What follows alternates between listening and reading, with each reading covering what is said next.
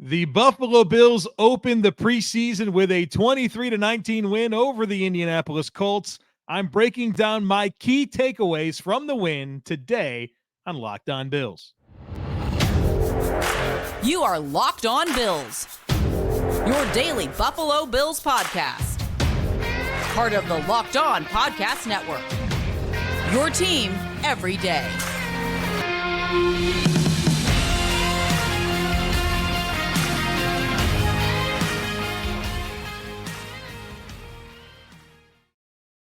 What's up, Bills Mafia? It's Joe Marino, author of Go Bills and Buffalo's Run, also the co-host of the Locked On NFL Scouting podcast, and I'm your host of Locked On Bills. Want to thank you for making Locked On Bills your first listen every day, and a big welcome and shout out to our everydayers. You know who you are. Those of you who never miss a single episode, I appreciate y'all being here very, very much. I'd also like to invite you to subscribe or follow for free on YouTube or wherever you listen to podcasts. We're part of the Locked On Podcast Network, your team every day. Today's episode is brought to you by LinkedIn. LinkedIn Jobs helps you find the qualified candidates you want to talk to faster. Post your job for free at linkedin.com/LockedOnNFL. That's linkedin.com/LockedOnNFL to post your job for free. Terms and conditions apply. Well, folks, I guess we can call this a victory Sunday. The Bills start the preseason with a win over the Indianapolis Colts. But as we know with preseason, it's always good to win. You never are mad about that, but it's more about how the players performed and what we can learn about how the depth chart is shaking out. And that's what I want to focus in on today. I want to look at this football game through the lens of who helped themselves, who didn't help themselves, and what did we learn about the current status of this Buffalo Bills depth chart. So let's do it. Let's have that conversation here as we reflect on this win. And I want to start with the quarterback position. And obviously Josh Allen was one of just a few starters that didn't play. I think it was Josh Allen, Stephon Diggs, Daquan Jones, and Taron Johnson. Those were your starters that didn't play. And that created the opportunity for Kaiir Elam to play the first half and then into the second half, and then Matt Barkley took over. And I told you one of the big things that I was going to be paying attention to during preseason was these backup quarterbacks, because I came out of my week in Buffalo watching this football team quite concerned about Kaiir Elam. And I said on the podcast a few times, I'm not sure Matt Barkley's not better. And I think it's pretty clear that it's trending in that direction, that Matt Barkley just feels like the more comfortable, better option for QB2. And so let's get into it a little bit here. Kaiir Elam, 8 of 15 for 122 yards, had an interception, sacked 2 times, passer rating of 52.6. Kaiir Elam made a few plays. I'm not going to say it was all bad, and I certainly think it's worth acknowledging a couple of drops on third downs that really hurt him. One by Khalil Shakir, that would have been a third down conversion, and one by Quintin Morris over the middle of the field that would have been potentially the opportunity for the Bills to either kick a long field goal or go for it on a fourth down. Instead, they punted. And those 2 drops were quite disappointing and took away from more opportunities for Kaiir Elam to showcase himself. But overall, he just didn't look comfortable. And there was some errant throws, and it was a lot of what we saw and what we've been seeing at training camp. On the flip side, Matt Barkley goes out there and lights it up. 14 of 15, 172 yards, 2 touchdown passes, no interceptions, passer rating of 154. I mean, this guy was comfortable. He got in rhythm. He made throws down the field. And nobody's ever going to watch Matt Barkley play football and say, you know what, man, this guy's got some really intriguing physical gifts, right? He's limited in terms of arm talent and movement skills, but what he does offer is good football intelligence and confidence. And he goes out there and he executes. And he's going to have limitations, and it's not always going to be good, but the sample size is growing, and the sample size is telling us quite clearly that Matt Barkley's the better option to be QB2.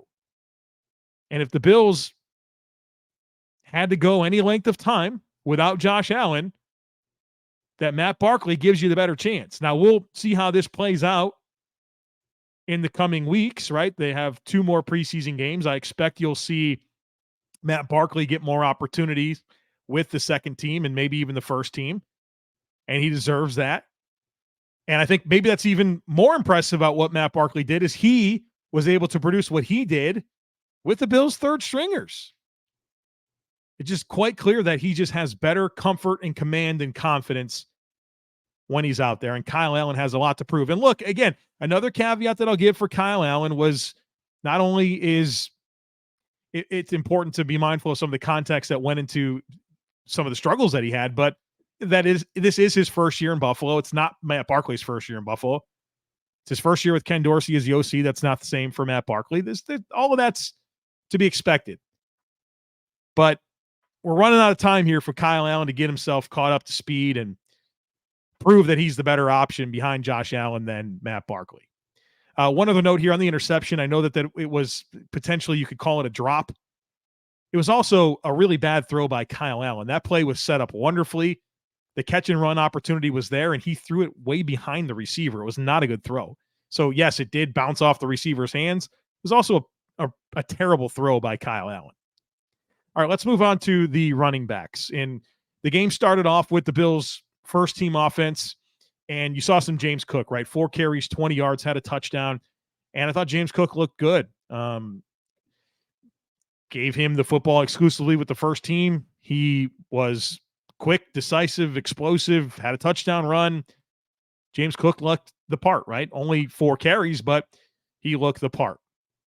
And then I thought all the other Bills running backs looked good. I know Damian Harris didn't play in this game, but Latavius Murray came in, 5 carries for 18 yards. You could feel him. He's a powerful runner, big-bodied. He runs strong. He also had some catches, if I'm not mistaken, 3 catches as well for 21 yards for Latavius Murray. He's a dependable guy and a player that I'm glad is part of this mix for the Buffalo Bills. And I think you got to see a little bite-sized sample of what he can bring to this football team. Also fun to kind of learn this week. I was listening to Brandon Beane, I think, in an interview, and he was talking about, it was with Peter Schrager, actually, and he was talking about Latavius Murray being a Syracuse native and grew up a Bills fan. And so how cool is that for this guy to have the amount of time that he does in the NFL, for it to come full circle, and he gets to play for the team that he rooted for growing up, which is in some ways a lot like Daquan Jones last year. Native of New York and grew up a Bills fan, and now he gets to play for the team. And so a couple players that is true for now with this football team. But yeah, I mean, James Cook looked good. Latavius Murray looked good. I think Jordan Mims, with his opportunities, he ran physical and tough. Darrington Evans, he had a few good carries late in the game to kind of help close things out. Also had a good kick return. And so I thought the Bills running backs collectively did a nice job despite not having Damian Harris at their disposal. So I thought when you talk about running backs and quarterbacks, all the running backs help themselves, but probably the most meaningful ones are the depth players, right, that are kind of really battling for this. And then, of course, Matt Barkley helping himself and Kaiir Elam not helping himself. And Sean McDermott saying after the game that, yes, this is an open competition for the Bills' backup quarterback job. And Kaiir Elam has a lot to prove in the next 2 weeks to convince us that he's the better option than Matt Barkley. All right, we got a ton more to get to, including the wide receivers and offensive line right after a very quick break. But I need to give you some comments here from LinkedIn. LinkedIn is today's sponsor, and these days, every new potential hire can feel like a high-stakes wager for your small business. You want to be 100% certain that you have access to the best qualified candidates available, and that's why you have to check out LinkedIn Jobs. LinkedIn Jobs helps you find the right people for your team faster and for free. And folks, it's so easy to create a free job post over at LinkedIn Jobs, and once you do that, you add your job in the purple hashtag hiring frame to your LinkedIn profile to spread the word that you're hiring. And then simple tools like screening questions make it easy to focus on candidates with just the right skills and experience so you can quickly prioritize who you'd like to interview and hire. It's why small businesses rate LinkedIn Jobs #1 in delivering quality hires versus leading competitors. LinkedIn Jobs helps you find the qualified candidates you want to talk to faster. Post your job for free at linkedin.com/LockedOnNFL. That's linkedin.com/LockedOnNFL to post your job for free. Terms and conditions apply.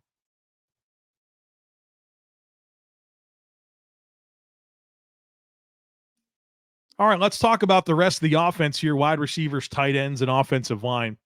We'll get to wide receiver first. And I thought you saw the depth of the Bills wide receivers really perform well. We didn't really see Gabe Davis do anything. Quiet day for Deontay Hardy. But you start moving down this depth chart, and you saw some guys make some plays. KeeSean Johnson, 3 catches, 3 targets, 42 yards, made some tough catches. Andy Isabella, how about that guy? 3 catches for 42 yards, had the big catch and run. Also had chances as a punt returner and a kick returner. There's some explosiveness there with Andy Isabella when he gets the football, and I thought that was quite obvious when he caught that pass over the middle and then was able to catch and run and turn up field and create a chunk play, 30-yard play. Marcell Ateman, 2 catches, 41 yards. Both were nice grabs.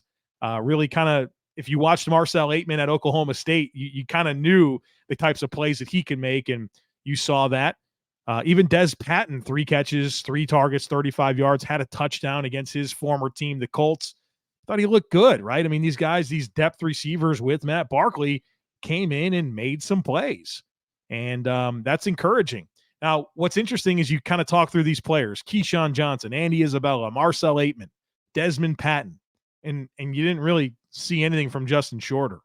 Kind of discouraging, right? You figure that maybe he'd get some chances there to make some plays, and he really didn't. Very quiet day for Justin Shorter, and we've kind of assumed that because he's a big height, weight, speed guy, a 5th-round draft pick, that he's kind of your favorite to be the wide receiver 6. But that might be challenging if there's other guys that are better positioned to come in and actually help your team on offense and special teams. And, I mean, you think about Andy Isabella. You think about those guys I just mentioned. If Johnson or Ateman or Patman are guys that can bring more to the table, well, then they deserve that roster spot over Justin Shorter. And so it's going to be fascinating to see how that all plays out. I want to mention some of the other guys here. Khalil Shakir, he had a couple of nice catches, but also the drop, right? I think that's the deal with Khalil Shakir. Even when you went back and watched him at Boise State, you watch him with the Bills last year, you watch him in training camp, there's so many good moments and there's so much to like. He's versatile. He's athletic. He can run good routes. He brings yards after catch ability. There's special teams upside. He makes plays, but my goodness, he just has those frustrating moments on some of the more routine things that drive you crazy. And that obviously showed up on that 3rd down drop from Khalil Shakir in the game we just watched on Saturday afternoon against the Colts. Deontay Hardy, pretty quiet day from him, but you can kind of see just some of the moments earlier in the game where they wanted to get him involved with some motion, and that's kind of the expectation that I have for him. Tyrell Shavers was interesting, right? He winds up having 2 catches for 38 yards and a touchdown, but I think then he had 3 drops on the other 5. He had 5 targets, 2 catches. One was the touchdown. He drew the pass interference penalty down the field, but then 3 drops, at least 2. Maybe you don't want to call it 3, but at least 2 drops. And so he was the guy that when I watched practice last week, this jumbled mix of all these, depth receivers, I kind of thought he was the most consistent. And then, he was pretty up and down in this football game on Saturday. I think that's all I had down for the wide receivers. Obviously, we covered a lot of ground there. Let's talk a little bit about the tight ends, where Knox and Kincaid, I think they ran with the offense in the first couple of series, but we didn't see them get any targets or really make much of an impact. But then we did see the depth of the tight end room on the field, and Jace Sternberger and Quintin Morris both had a big blunder, right? Jace Sternberger, big 17-yard catch to convert a 3rd down, but then he fumbles the football. Quintin Morris had an opportunity over the middle of the field to catch the ball. One of the drops from that, Kaiir Elam made a good throw, and Quintin Morris drops the football and takes away that opportunity for the long field goal or to go for it on the 4th down. And so those are to me, your 2 leading candidates to be tight end 3. Both came away with a pretty significant mistake. But I think overall with the tight ends, I think one of my big takeaways, and not that this is a surprise, but you saw a lot of 12 personnel. You really did. And you saw some situations where they were giving some unbalanced looks with putting 2 tight ends on the line of scrimmage to one side. And it's just another obvious indicator that 12 personnel is absolutely going to be a big part of what this offense is. And, 12 personnel is going to be when Kincaid and Knox are primarily on the field. But, if it's going to be a big staple, what you're going to do, that third guy is going to end up being really, really important.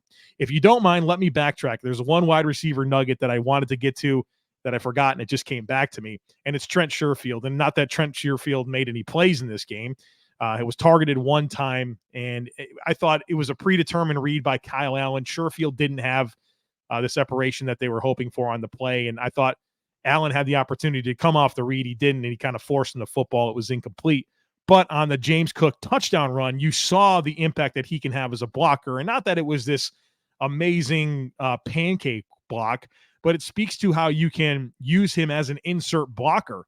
And he was able to seal at the second level and make sure that James Cook was able to score. And I thought that was a really good run design by Ken Dorsey and utilization of Trent Sherfield and one of the big things that he can do for this football team, and that's help as a blocker. And, Gabe Davis was asked to do a lot of that last year. I think some of that, or really most or all of that shifting to Trent Sherfield is going to be helpful for Gabe Davis, but also helpful for the offense with Trent Sherfield being very, very good at serving as an insert blocker. Now let's talk a little offensive line here. The starting offensive line was Dawkins at left tackle, Connor McGovern at left guard, Mitch Morse, your center. Right guard, Osiris Torrence got the start, and then Spencer Brown at right tackle. Just based on watching the game one time on a TV copy, I thought Osiris Torrence more than held his own, had some good physical moments. And part of what I'm going to do this coming week is I'm going to go back and watch this tape and bring a lot of my impressions to you. And of course, Osiris Torrence is going to be probably the lead conversation once I do that. And so I'm looking forward to really diving into it. But just based on those early impressions of one look at these plays on watching it on TV, I thought Osiris Torrence more than held his own and had some good physical moments. Excited to study the tape there. And looks like he really could have an opportunity here to claim this right guard job. And, that would be great because the Bills need some day two hits here. It looks like James Cook's going to be one of them. You certainly love what Dawson Knox has turned out to be. AJ Epinesa is trending in the right direction, but there's been some blunders along the way. And if Osiris Torrence can, be a hit, that'd be awesome. That'd be really good for Brandon Beane's track record and giving this team some return on day two picks. Another very intriguing offensive line note that I came away with was the rotation at left tackle, where the first guy in for Dion Dawkins wasn't David Quessenberry, wasn't Tommy Doyle. It was Ryan Van Demark.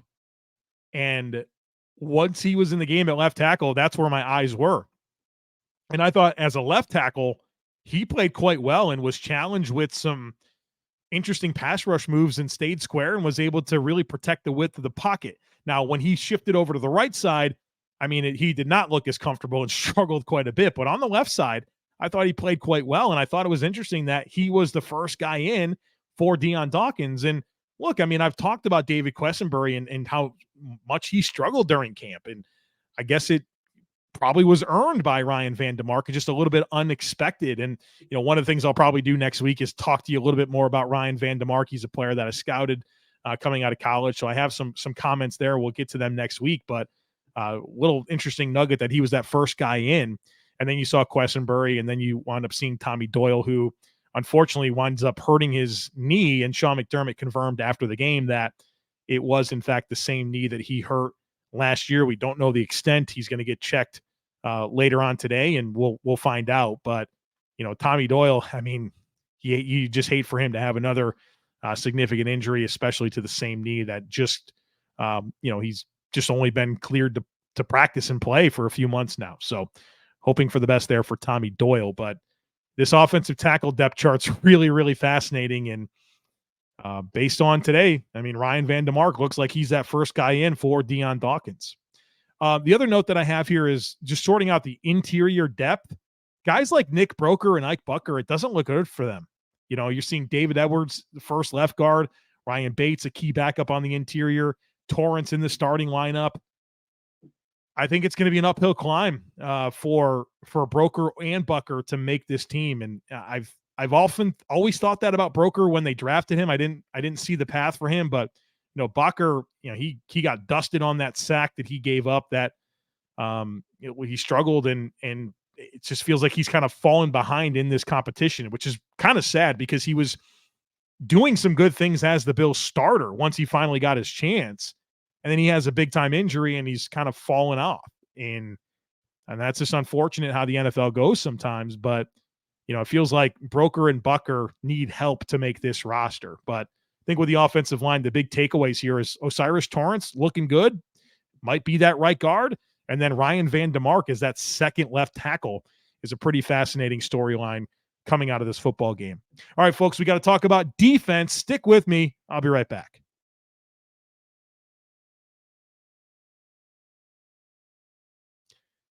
All right, folks, let's talk about this Buffalo Bills defense. And had a little different look and feel to it, didn't it?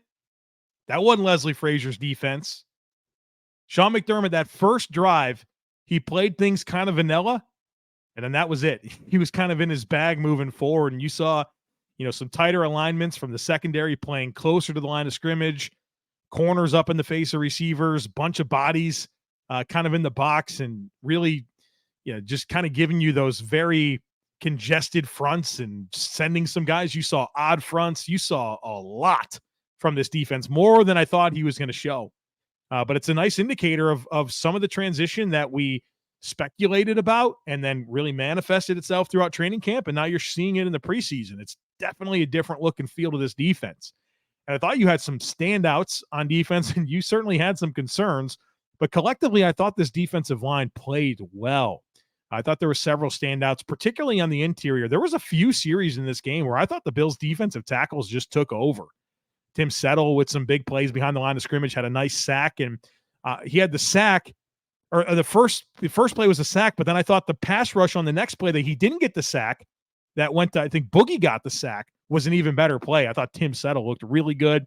I thought Eli Ankou looked terrific. I mean, this guy was standing up offensive lineman, playing on the other side of the line of scrimmage, making plays in the backfield. I thought Eli Ankou, as a guy that's kind of been around practice squad, occasionally gets called up. I mean, that guy looked great. Poona Ford, you felt him a little bit. Playing on the other side of the line of scrimmage, brings energy, right? Owning his space. I thought he looked good. Even further down on the depth chart, the DJ Dale, Kendall Vickers, Cortez Broughton group, right? Kind of your fourth, fifth wave of defensive tackles. Those guys played quite well. And, the box score reflects it. I thought those defensive tackles really played well. On the edge, how about Boogie Basham? Really good sack, good clean win. I think that was Blake Freeland, who was playing right tackle for them, one of their draft picks from this past year. He dusted him. I thought his presence was obvious. Shaq Lawson played the run really well. But what's really interesting about the edge rusher situation is, it just feels like this Shane Ray, Kingsley, Jonathan, Cameron Klein group, they're just very clearly behind the rest of these players. So it's obviously Greg Rousseau and Leonard Floyd and AJ Epinesa, and then it's Boogie Basham and Shaq Lawson, those five. And I think all those other players are going to need help. Now, Shane Ray, to his credit, made a play on special teams, made another tackle for loss on a key short yardage play. Like, he had his moments, but at least in terms of how the rotation played out on Saturday, those guys are very much on the outside looking in for this roster. But I thought the D-line collectively played really strong and for the most part really controlled the game, which we know is a staple of what Sean McDermott wants to be true about his defense. Now, that was fun. We talked about these defensive linemen, guys making plays. As we shift over to the linebackers, yikes, right? And when I say yikes, I just mean I've been concerned that the Bills don't have a starting caliber player at middle linebacker, and I remain concerned that they don't have a starting caliber player at middle linebacker. I mean, Terrel Dodson had a rough game, and I'll obviously go back and watch the tape and have some more nuanced opinions based on what he did, but whether it was some of the downhill moments, attacking wrong gaps, some coverage issues where he just doesn't get enough depth on some of his drops, didn't look good. And then we didn't get a chance to see Terrel Bernard, who McDermott said after the game that's obviously a hamstring injury, and he said those take some time, and they expect it to take some time for him. And so, he needs these reps. He needs these opportunities to communicate and get himself ready for the season, and he's not going to be out there. And so it's shaping up to be a Terrel Dodson situation. I'm not convinced he's an NFL starter, just like I'm not convinced Terrel Bernard's an NFL starter. And so the Bills are just going to have to figure it out at linebacker, and McDermott's going to have to potentially scheme around this all season long. So then what's interesting about this linebacker situation, middle linebacker I'm talking about, is after Dodson played, the next guy in was A.J. Klein, and I was kind of expecting that to be Baylon Spector. Baylon Spector came in later in the game, and I have to go back and watch a tape. I know he had at least one good short yardage run fill. But I didn't think A.J. Klein was ahead of Baylon Spector on the depth chart. And I wondered as that happened, I started to think, well, why is this the case? And maybe it's just a matter of at that point in the game with the players that were on the field, A.J. Klein's communication and ability to make sure guys were lined up was necessary. And maybe that's why Spector kind of got one practice with the first team and got pushed aside, is like, look, maybe he just doesn't have the communication piece down. And I can understand that, but I was a little bit surprising to see Klein in before Baylon Spector. Now, as for the outside linebackers, Matt Milano played a little bit, and then we saw Dorian Williams came in and certainly made some tackles, led the team with 7 tackles, 6 solo. The goal line stop was really good that he was able to make. I thought his other tackles were just kind of him being around the football and being a good pursuit style player. And so I thought he flashed a little bit in some ways that maybe you wish other linebackers did. Now, one thing that is absolutely critical to what I'm saying is while you felt kind of good about Dorian Williams and you certainly came away concerned about Tyrel Dodson, they weren't asked to do the same thing. It's very different being a weak side pursuit style linebacker as opposed to being the Mike linebacker. What you have to pay attention to, what's on your plate, what you have to read and react to is completely different. So it's not the same to say Dorian Williams played really good at outside linebacker and Tyrel Dodson played poorly at middle linebacker, put Dorian Williams in there. It's not apples to apples at all or even close to it. So we can acknowledge two things being true here, that Dorian Williams did a good job in a pursuit style role and that maybe he's not quite equipped to be in that conversation for middle linebacker. Now, maybe there's an argument to be made that he deserves some opportunities, but it sounds like the Bills did give him those opportunities during OTAs, and they've quickly moved away from that. So we'll see how that all shakes out. But again, my big concern here is that the Bills do not have a starting caliber middle linebacker on their roster, and I don't feel any better about that after watching this game against the Colts. Let's shift gears to the secondary.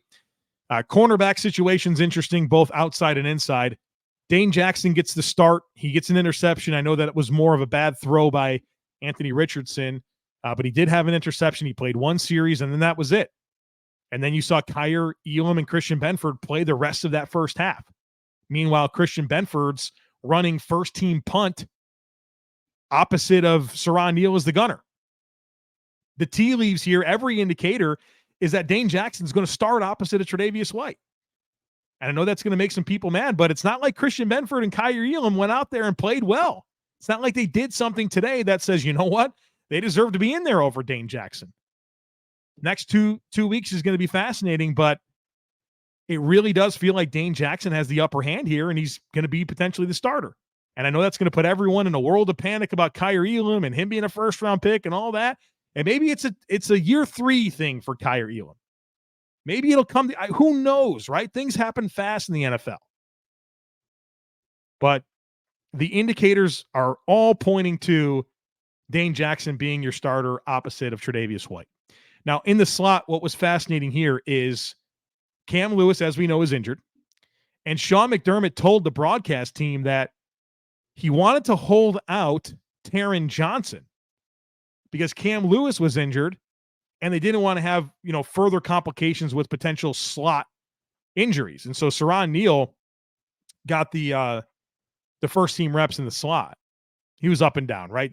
That's what you expect for Siran Neal, a special teams player having to play on defense, right? He's been a member of the Bills for a while, and not really much of that has been playing defense, right? He's made his hay being a special teamer. But the Cam Lewis thing is just so fascinating to me because in practice, he's mostly at safety, but then is he really the backup to Taron Johnson? It certainly seems that way. We know that he's the preferred gunner opposite of Siran Neal. So Cam Lewis, I think, is an important piece of this defense.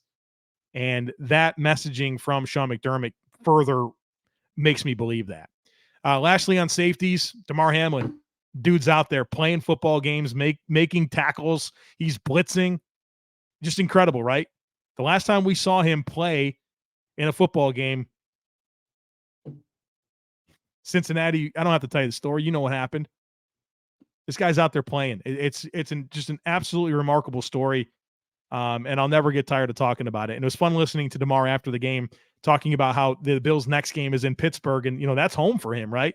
And so I think he gets to really just continue this momentum that he's had since coming through the injury, getting back on the field, doing it in Buffalo behind a city that's really rallied behind him, and then his next stop is Pittsburgh. I mean, that's just so cool and so much momentum for him. And obviously, we're all rooting for Damar, and such a positive sign to see him playing, making tackles, blitzing, playing on special teams, doing the things that are going to be necessary for him to be a rostered safety for the Buffalo Bills.